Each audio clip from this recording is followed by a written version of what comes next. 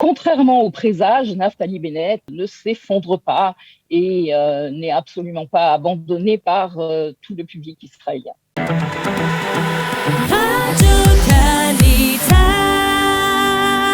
Bonjour Boker Tov. Bonjour Daniel. Nous voulions parler avec vous ce matin du discours du Premier ministre Naftali Bennett du haut de la tribune de la Knesset avant-hier soir. Un discours, on va dire, très polémique, très ferme, on va dire même parfois un petit peu moqueur envers l'ancien Premier ministre Binyamin Netanyahou, un discours qui a fait beaucoup parler, qui a suscité aussi une réaction de la part de l'ancien Premier ministre. Alors, on va dire, quelle mouche a piqué Naftali Bennett pour parler de la sorte? Il a d'abord déploré que Binyamin Netanyahou n'était pas là. Il l'a appelé le député Bibi Netanyahou à de multiples reprises. Il a dit que tout le gouvernement avait qu'aujourd'hui le gouvernement était en train de restaurer totalement 12 années de négligence. Pourquoi finalement aujourd'hui, un mois après son arrivée au pouvoir, eh bien Naftali Bennett s'attaque à Binyamin Netanyahou aussi personnellement, aussi fortement? Écoutez, d'abord il faut comprendre que cet exercice est un petit peu une sorte de jeu attendu à la Knesset. C'est une sorte d'exercice de style. Et Benjamin Netanyahou, en son temps, était familier de ce genre de joute oratoire. Bon, Naftali Bennett s'est, on va dire, plié à la règle et a essayé d'attaquer bille en tête. D'aucuns lui ont reproché lors de son discours d'investiture de ne pas avoir été assez mordant. Voilà, il a montré qu'il pouvait le faire, tout simplement. Mais ça peut paraître un peu surprenant pour deux raisons. D'abord parce que, on le sait, Binyamin Netanyahou, c'est souvent le modèle de Naftali Bennett et surtout parce que Naftali Bennett avait annoncé en formant son gouvernement que ce serait un gouvernement de réconciliation, de pious, de ripouille, tous les termes que l'on a, réconciliation, de remodelage de la société israélienne, de consolidation, consolidation de la société israélienne. Finalement, c'est plutôt un discours très polémique. Oui, c'est juste un discours, n'en rajoutons pas. Et puis, quand on voit ce qui se passe depuis un mois, et ce qui s'est passé d'ailleurs lors du discours d'investiture du Premier ministre Naftali Bennett, qui n'a pas pu dire son discours tranquillement, qui a été constamment insulté, conspué, interrompu.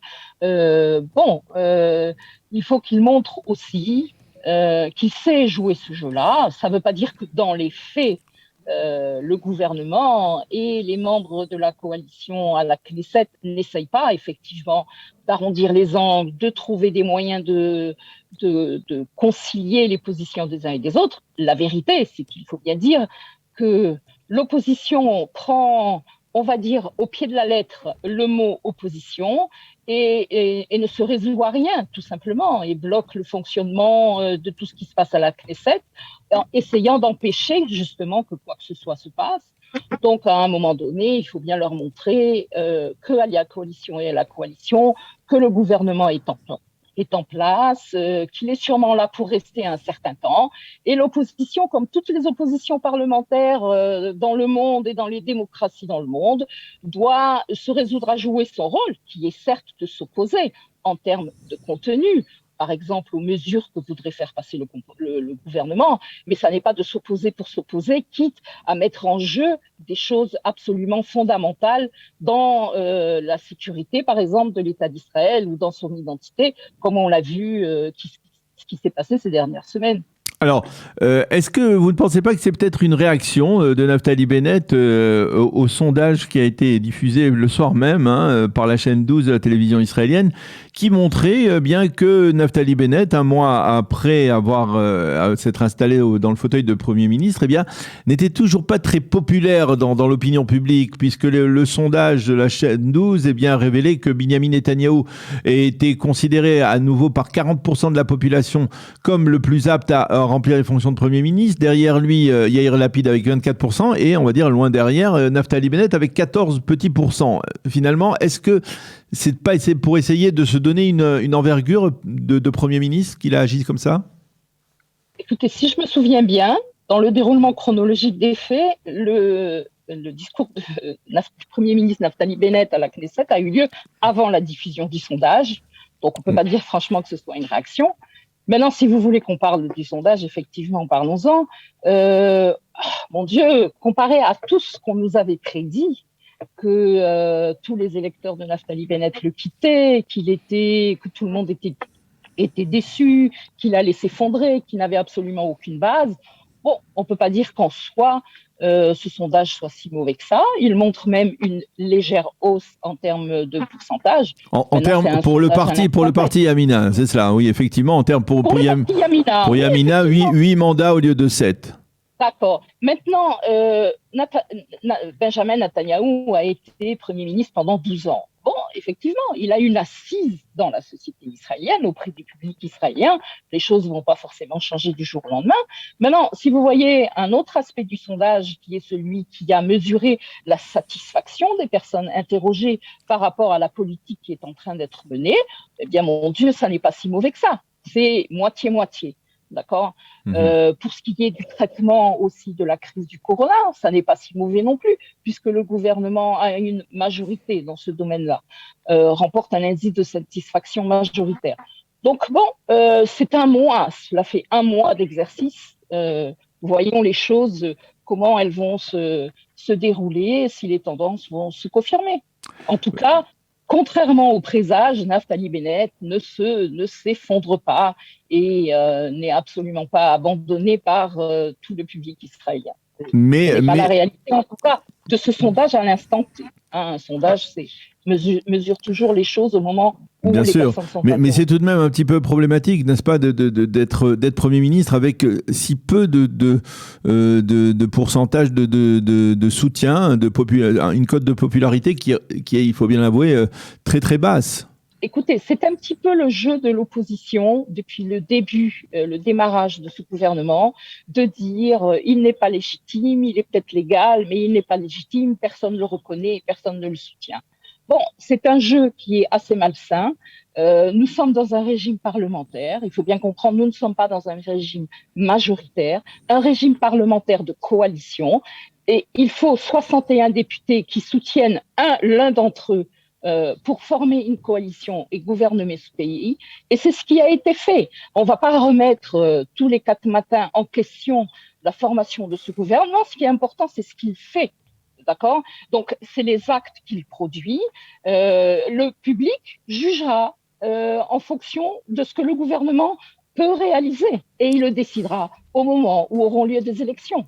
On ne va pas constamment avoir le nez sur les chiffres. Alors, de votre côté, un mois après, quel est le bilan que vous dressez, un bilan qui, on va dire, objectif, mais aussi subjectif, hein, puisque vous êtes militante de Yamina. Qu'est-ce que vous notez à l'intérieur de ce gouvernement de positif, on va dire ? Écoutez, même si je suis subjective, je ne suis pas aveugle. D'accord ? Et évidemment, par rapport aux attentes que nous avions avant les élections, ce gouvernement n'est pas le produit idéal que nous aurions souhaité en tant que soutien de Yamina. Mais néanmoins, il a atteint un des objectifs principaux, c'est de remettre le pays au travail, de remettre un gouvernement sur les rails et des ministres qui remplissent leur mission et qui accomplissent tous les jours des actes pour faire avancer cette société et la débloquer. Donc, il y a effectivement des choses qui coincent, mais ça a été dans tous les gouvernements et dans toutes les coalitions de ce pays. Et il y a néanmoins, à côté de ça, beaucoup de choses qui avancent. Bon, on peut redresser la liste si vous voulez, mais on peut parler de cette fameuse marche des drapeaux qui avait été reculée à l'époque du dernier gouvernement de Netanyahou, depuis le jour de Yom Yerushalayim, jusqu'à finalement ne pas pouvoir se tenir parce que le Hamas menaçait Israël d'attaque sur Jérusalem. Bon, le gouvernement de Naftali Bennett, sans fait rire, a pu laisser se dérouler cette marche des drapeaux et elle s'est déroulée sans problème et sans violence. Il y a eu l'accord conclu sur l'implantation de Eviatar, qui certes a été évacué, mais a été évacué sans problème et sur la base d'un accord avec les habitants et qui donne une perspective pour l'avenir. Évidemment, il reste à confirmer cet accord et à faire en sorte que cela puisse se réaliser, malgré les déclarations tonitruantes de certains des membres du gouvernement qui ne sont évidemment pas dans cette ligne politique. Mais ce qui est important, c'est qu'un accord a été trouvé, que les habitants d'Éviatar font confiance à Naftali Bennett et à Ayelet Shaked qui ont négocié cet accord, et on va voir de quelle façon il va se dérouler. On peut parler aussi de la riposte très ferme aux ballons incendiaires lancés par le Hamas sur les localités de la bande qui entoure la bande de Gaza. Je suis assez concernée puisque j'habite moi-même dans le sud. Bon, on n'avait jamais vu ça. Dès qu'un petit ballon incendiaire, enfin quand je dis petit, c'est petit, mais ça peut faire énormément de dégâts. Beaucoup de ces ballons incendiaires ont complètement incendié les champs des cultivateurs de la région, sont tombés sur des gardes, sont tombés sur des maisons. Donc c'est très dangereux. Depuis que le Premier ministre Naftali Bennett est en poste, chaque ballon incendiaire reçoit une riposte très ferme, très immédiate. Et on voit bien d'ailleurs qu'il y en a peu qui sont lancés. On peut parler aussi de l'argent des terroristes. Ça, c'était une des dernières nouvelles qui a été faite d'ailleurs hier. Oui. C'est-à-dire que l'autorité palestinienne verse des indemnités aux prisonniers palestiniens qui ont commis des actes terroristes.